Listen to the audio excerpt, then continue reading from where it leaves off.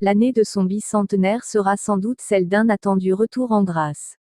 Ce 16 mars 1822 est née Rosa Bonheur, une artiste puissante, pionnière du féminisme, amatrice et spécialiste de la représentation des animaux dont l'indépendance permettra d'ouvrir la voie à nombre de femmes dans le monde de la peinture.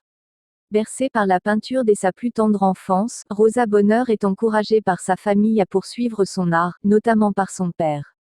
Lui-même était peintre de portraits et de paysages ainsi qu'un ami du peintre espagnol Francisco Goya. Si son nom a parfois été oublié ces dernières années, Rosa Bonheur était, de son vivant, l'une des artistes majeures de son siècle. Acclamée particulièrement pour la force et le réalisme de ses tableaux représentant des animaux, Rosa Bonheur est parvenue à toucher un large public international, notamment à travers une vaste fresque intitulée Le marché aux chevaux. Présentée au Salon de 1853, marquée par les divergences critiques entre romantique et classique, l'œuvre fait alors l'unanimité. Un collectionneur américain fera l'acquisition du tableau qui est aujourd'hui exposé au Metropolitan Museum, à New York. 10 ans plus tard, Rosa Bonheur devient la première femme à obtenir le rang d'officier de la Légion d'honneur.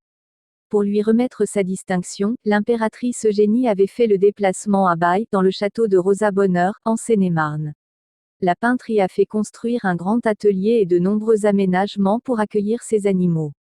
Cette demeure, choisie par Emmanuel Macron pour lancer les Journées du patrimoine en 2018, a été sélectionnée dans le cadre du Loto du patrimoine afin d'être rénovée.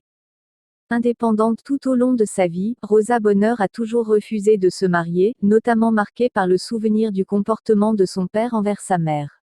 En se mariant, estimait-elle, elle serait privée, au moins en partie de son art. Si son homosexualité n'est pas prouvée, Rosa Bonheur a néanmoins partagé la majeure partie de sa vie avec Nathalie Mika, également peintre, qu'elle avait rencontrée à l'adolescence. Toutes deux avaient l'habitude de porter des pantalons, même si, pour ce faire, il était nécessaire de demander tous les 6 mois une permission de travestissement à la préfecture. En mai 1899, Rosa Bonheur meurt au château de Baye. Elle repose au cimetière du Père-Lachaise aux côtés de Nathalie Mika.